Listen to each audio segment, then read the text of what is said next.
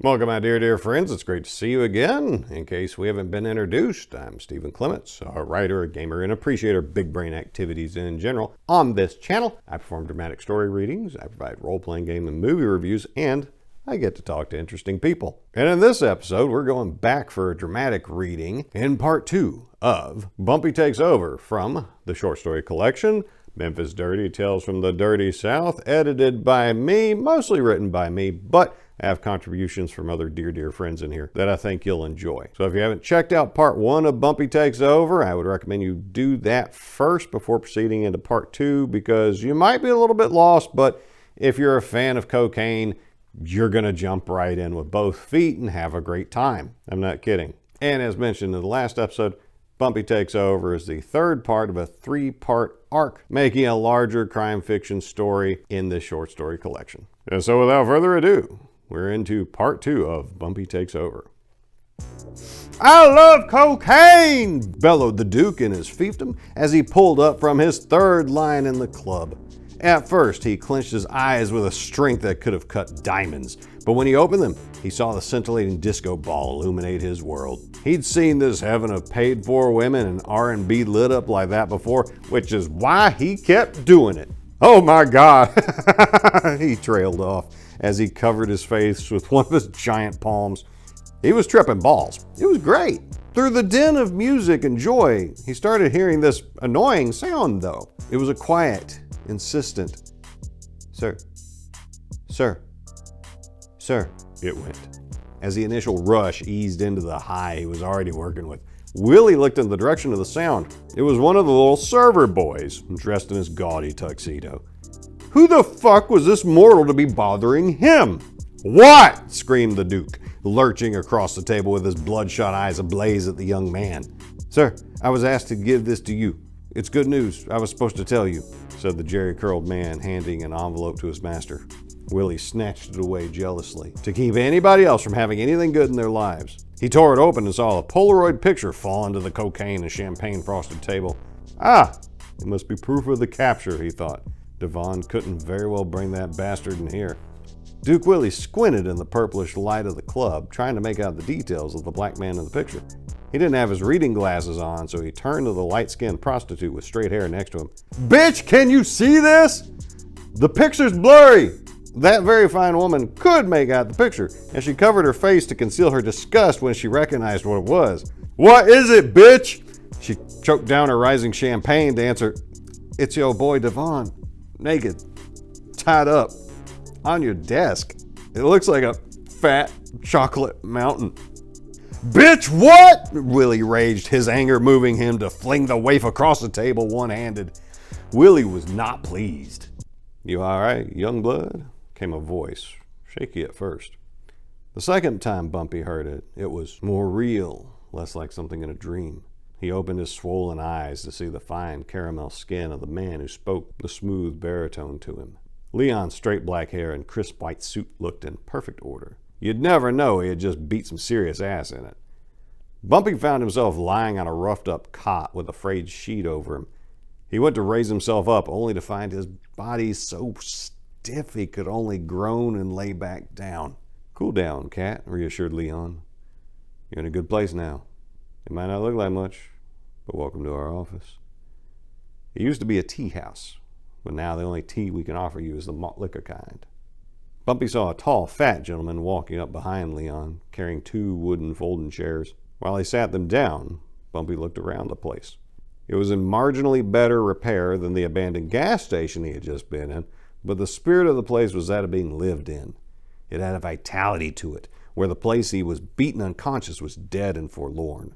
Sure, this gang headquarters was rough, what with the bluish paint being worn off the floors and the green paint on the walls mostly being held there by posters of women in bikinis, lowriders, and R&B greats, but something about it was cozy. Leon helped the grizzled blind apricot Harding down onto one of the folding chairs, then took a seat himself. Bumpi saw other young men at the far side of the converted diner, but they kept their distance and their peace. Leon struck a long, skinny match on the box and lit his cool cigarette. "We're big fans of yours. What's your name?" My name is Bumpi Obajawe. I am new to Memphis. Bump, I'm Leon. This is Harding. Back there are some other dudes you'll meet later. The guy who jumped you was Duke Willie's toad Devon, and I can tell you that he brought his best to take you down. I wish we'd gotten there sooner, but you're safe now. And Duke Willie is not happy, which makes us all very happy. He stopped to take a drag off his smoke. His lips barely showed it, but his eyes showed a rich smile. He continued, See, Bump, Harding and his crew, and me and my crew, had just settled things between us when we started hearing these wild stories about you. One by one, we heard of Duke Willie's real people getting scooped off the streets like the trash they are. Nobody knew who was doing it, but they knew your face. Pretty soon, everybody's going to know your face around here. Bumpy's head throbbed. He decided to let this guy keep talking. See, Bump, M-Town didn't used to be like this. We let it get here. This used to be a great place to be a black person in America trying to get ahead. Good people from all over the South used to come here to make sweet music so good even the white folks started doing it. There might be a lot of good music elsewhere, but Memphis done changed how everybody made everything sound good. The old man next to him chimed in with his raspy voice and, Not no more they don't. All the young bucks aspire to nowadays is chingy bullshit. Don't nobody play instruments. All they do is talk about how bad they are, how many young ladies' lives they ruined, and how they gone worldwide even though it's their first album. These same brothers is on the down low, if Oprah's right. So they confused and stupid on top of being talentless. Like this one young blood that keeps texting Rio about getting down out back to Dollar General in Arlington. It's a wrong number, but the young moron won't give up. Leon smiled in silent amusement at the old codger getting riled up. Harding didn't pay him no mind and kept going. It's like old Amos said in the good book, Thus saith the Lord, Thy wife shall be a harlot in the city, and thy sons and thy daughters shall fall by the sword, and thy line shall be divided by a line. Thou shalt die in a polluted land, and Israel shall surely go into captivity forth of his land. That's where we is, Bumpy. But you know something, Bumpy? The good Lord still speaks to us. He led us out of Egypt, and he's going to lead this city out of this place of darkness. The righteous have heard, and we will cast off the shackles of the tyrant and make this land clean once again. Leon exhaled and finished the old man's thought. What Harding and me are trying to say is that we like what you're doing, and we're here to help. It's time we did some house cleaning, and we ain't going to leave you to do all of it. A slender young man in baggy jeans and a clean wife-beater undershirt pulled up a chair next to old Harding. He had a thin mustache on his top lip, and his eyes sparkled with an intelligent mischief. Not the kind that ever took milk money from defenseless kids smaller than him, but the kind that got even with those who did. He entered the conversation and just saying, So this is the Black Avenger? Hey man, I'm Rio. Where are you from? Bumpy answered, I am from the Congo. It is in Africa. It is a terrible place. So you really are an African American, Rio smiled. Yes, I am. But I just want to be an American. Africa is a bad place. Food is hard to come by. When you get to eat, you have to watch it or people steal it. There are soldiers everywhere, and they explode your hut and shoot your chicken for fun. Rio smirked. Man, that sounds like Frazier. How'd you get here? Did you punk dudes there too? Bumpy shook his head no. The State Department of the United States gave me a visa and told me I would live here. In Congo, my family always run from bad guys because there are so many and are not afraid to kill. Here there are not so many, and they are cowards. They are afraid if you fight back. Yeah. Where's your family at? My father is dead. My mother is in Congo. I want to get a job for money to bring her here, Bumpy said, the homesickness in his heart evident. This was hard, being in this crime city without her. He had several houses that were burned to the ground as he fled, but home was always in her arms. He cried when he left his mother at the airport. Leon said, That's a hell of a story behind you.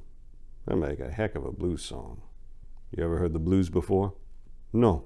What is blues? Leon exhaled a plume of smoke as he looked over to the old man.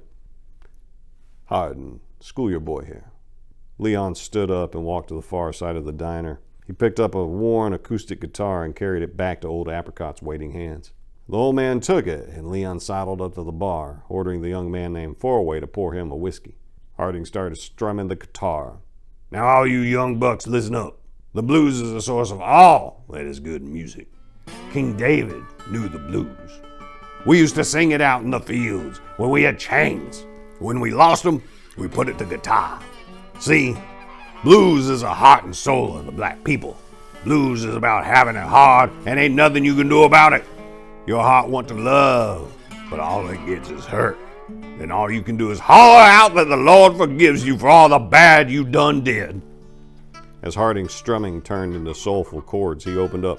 Young blood, the blues is everywhere. The Mississippi Delta is just a home of it getting set to music, but peoples everywhere feel the hurt. I miss my mama too. I feel sorry for so many of the youngins, because they ain't had no daddy like I did to even miss. But I got my little girl and her boy Rio. So you got nobody here? Asked Rio. Bumpi answered, No, I am alone.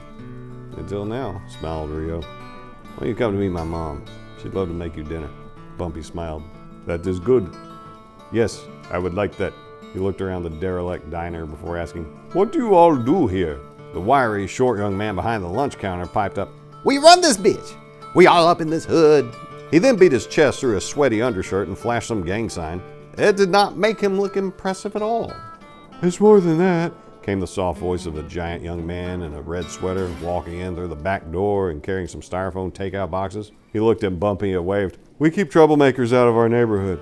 There's gangs all over the city running neighborhoods, so we made our own to keep the bad guys out. We had a falling out recently, but we worked it out. Bumpi knew he was in the right place. Jerome confirmed this when he asked, You want some barbecue? Duke Willie was about to cast a plague on Memphis if that Latina bitch and this damn African kept making things hard for him. After he had his secretary untie Devon and get his naked black ass off his desk, Willie dug out of Devon enough information to know who had fucked up his ends.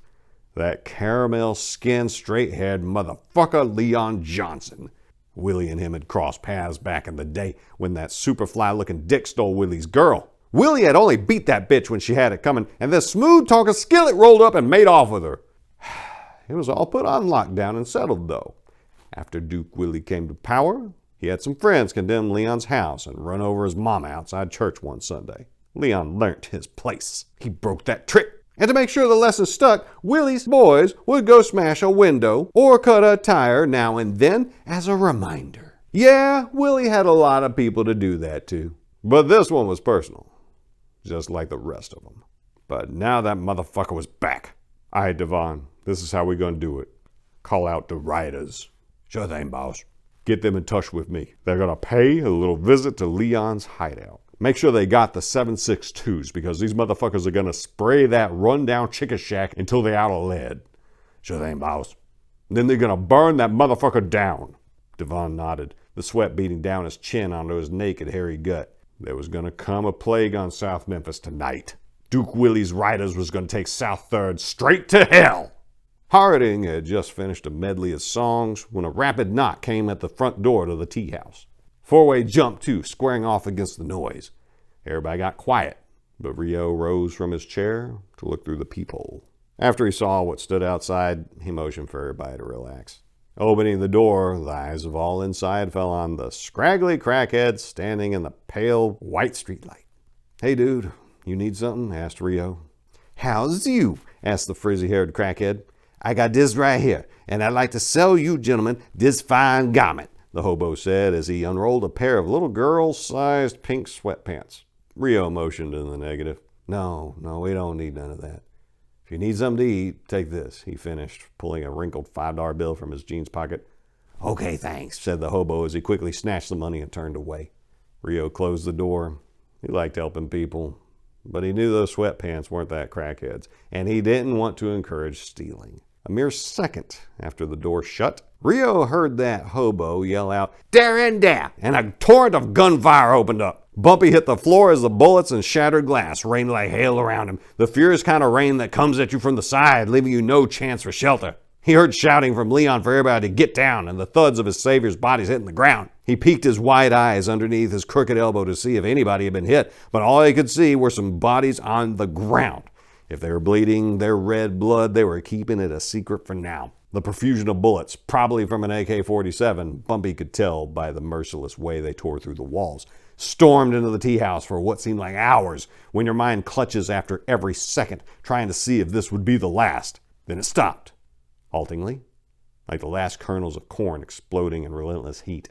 Bumpi knew there were only a few seconds the cloud of gun smoke would buy them before the enemy could see, so he sprung on all fours from the floor. He found Leon face down with his hands over the back of his head, who got right up when Bumpi pulled on the collar of his jacket. Four-Way came scrambling out of the closet, stopping when the door became held fast by an unmoving Jerome. He held his massive stomach, blood oozing out between his fingers. It was a scratch, but when you get scratched the right way, it hurts like hell on fire. Harding came crawling out from behind the soda counter, but stopped all of a sudden. Bumpi stopped in his tracks when he saw the old man's eyes go wide with horror. Following Harding's eyes, he saw the limp, bullet-addled body of Rio lying on the counter. It looked like he had tried to jump to safety, but he went up when he should have got down. Without saying a word, Bumpi and Leon moved over calmly to pick up the body. Harding quietly stood up on his own. With Jerome leaning on Four-Way, Harding kicked aside some of the pieces of the place that used to be like a home, clearing the way to the back door. The old man didn't pay no mind to the debris littering his sweater as he led the way out back. The others following after him, Harding crossed the broken parking lot, the night still hanging dark on the air. Bumpi and Leon and Jerome and Four-Way caught up with Harding at the concrete drainage ditch behind the tea house. Without a look for steadying himself or a helping hand, Harding jumped the 4 feet down, his arthritis be damned. He embraced the pain of the landing so he could quietly call up, "Throw Rio down to me." Leon and Bumpi, silent in their white garments stained with blood, tenderly passed the young man into the shadows of the concrete ditch. The flickering light of the cold yellow lamp behind the building didn't show their way, but the white in Harding's beard gave them a star to aim by. The old man carried his burden. The pair leapt down, turning back only to help Four-Way's diminutive frame get Jerome down to safety. When Jerome stepped down into the ditch, it took all 3 men to catch him, weak as he was with pain and bleeding. As they held him aright, Bumpi looked back to see the tea house go up in flames. Everybody carried somebody as they filed down the defilade. After walking many moments in silence, Bumpi caught Rio's body as it slid off Harding's stooped, burly shoulders. He saw the blood from the old man's nephew had mixed with the tears leaking down Harding's face, quietly choking down the sorrow threatening him in his old age. "Not long now," Leon said to Jerome, to keep his mind in the here and now. "You're gonna be okay." "Don't take me to the med. Willie can get me there," the husky man implored. "No, we're gonna patch you up. I got a good doctor that makes house calls." "He ain't got a dot on his forehead, does he? He speaks English?" Leon chuckled. "No, blood. He's got one of them Jewish beanies on his head. See, Bumpi, I told you, you have fans all over town." Bumpi did not expect this, for the Jews to be helping the blacks in Memphis. The Muslim missionary he met in the Congo said that Jews were evil and wanted to harvest orphans' organs to sell on the black market, and the Nation of Islam guy said pretty much the same thing. He would later come to find out that in this city, when whites and blacks didn't mix, the Jews often held out their hands to the blacks. There was a humility taught in the temples, learned from years on the outside, that took several decades to reach the pulpits. The men trudged along for a while longer in the dark, the shards of light from the street and porch lights only breaking through the fences and overgrowth in rare places. Leon broke the silence, saying, "We're going to head off this way, Harding," nodding his head to the side of the ditch. "We got a son of Israel to wake up." Harding stopped shuffling and looked to Leon. He fumbled over his words, his bottom lip quivering. Leon waited patiently for him to ask, "Well, what you want me to do with Rio?" Everybody looked at Leon. Bumpi was used to seeing his dead friends dragged away to be violated by their killers. He learned that in America, there was always enough of the dead left to bury. Leon solemnly spoke, "Take him to his mama. Ain't nothing doing for him now. Miss Gracie will hurt, but you gonna be strong for her. Right, Apricot?" He leveled his tired, resolute eyes to look into the red eyes in that old skull. Harding worked his lips together. as if he was chewing on his tongue. But he nodded, looking away from Leon as soon as he understood he had to do what he was told. Bumpi started moving down the ditch, his back and shoulder aching, a hot pain from carrying the young man's body. He was covered in blood, but when had that gotten his way before? Leon and Fourway helped Jerome scale the wall to escape the ditch and disappeared into the lush green bushes growing unchecked along its banks. Bumpi and Harding kept walking in the ditch under cover of night. The ditch grew wet with the morning dew, and a chill kissed his bare skin. The blood covering him wasn't warm anymore, but he could still feel it apart from the moist air cloying about him. He slipped on a slick moss, falling forward, skinning his face on the concrete.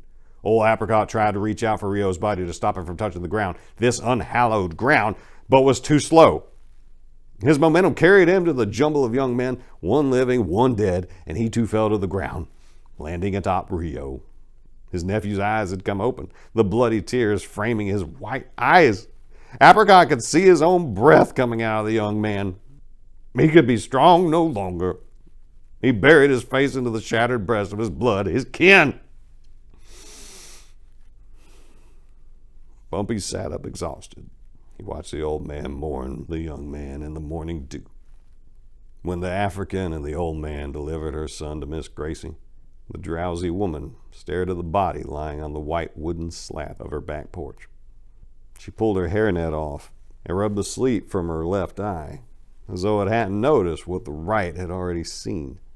She reached down and touched the young man's face, as though these men had brought her an illusion, not her only son.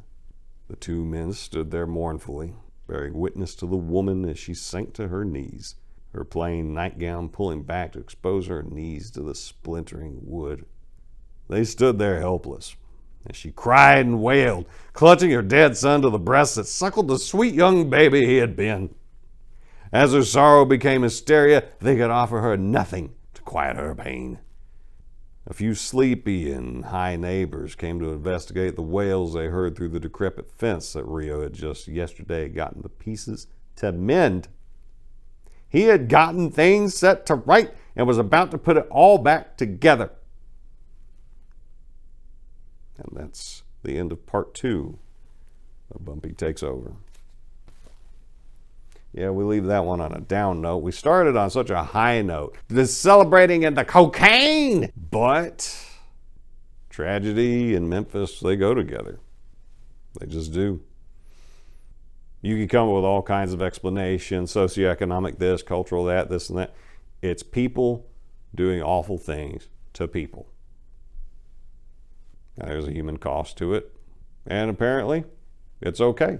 There's a lot of people in Memphis and in cities like it that are just fine with mamas like Miss Gracie losing legit good boys like Rio to some stupid bitches that think they hard, they modern warlords, they're raiders, they're this and that, they tough, and they gonna die, they gonna break, but how many lives are they gonna ruin along the way? So if Memphis is ever going to do anything like what Rio had hoped to do with that fence, he had gotten the pieces, he had the plan, he was going to make it right. He was going to make it whole again. He was going to make it work. He was going to make it sturdy. He was going to make it to last. He was going to make that little patch of land his mama lived on that much nicer. If Memphis is ever going to get that stuff together, they got to be serious. They know what the problems are. They know who the problems are. And they need to settle the problems. Because, yeah, I can write some piece of revenge fantasy crime fiction, and that's fun and it's entertaining, but I'm tired of good people dying for no good reason. Just like my buddy, Sean Michael Bolton, who appears in some of my work as Officer Box. Good guy, Marine, Memphis PD officer, killed by a hood rat who shouldn't have been out of jail in the first place, doing something he oughtn't have been doing when all my boy Sean was going to do was tell him, hey, buddy, you can't park there. You need to move it along. And instead, Memphis PD lost one of their finest, and ever since then, the blue flu has been raging across that city, and it's just got worse. But the cops keep doing it, the politicians keep enabling it, the people on the ground keep up with it, so it must be okay. Well, I don't think it's okay, but I don't live there anymore. And if you do live in Memphis, I highly recommend you get the hell out. On a lighter note, allegedly the place literally is something like a hellmouth, in that the spirits of the angry dead gather around there, and that's why the Amerindians didn't live in Memphis. They lived south of there in Mississippi, where they were away from that. They thought the place was haunted. Don't fact check that. But if you ever visit, you'll know in your bones that kind of feels true. But enough of that. Anyway, if you enjoyed part 2 of Bumpi Takes Over, please let me know in the comments. Give me a like, throw me a subscribe, share this around to your friends. And if you'd like to read it for yourself, well, you can get a copy of Memphis Dirty, Tales from the Dirty South on Amazon. I also have a few physical copies that I can sign and send out to people. And so, my dear, dear friends, let's leave it on a high note of saying that I appreciate you having been here. It means a lot to get to share these stories with you and to honor the memory of my friend Sean. So until next time, my dear friends, for Bumpi Takes Over Part 3, we're going to lift that mood. I'm promising you that. We're going to land this plane properly, though there might be more cocaine along the way. Until then, I wish you nothing but the best.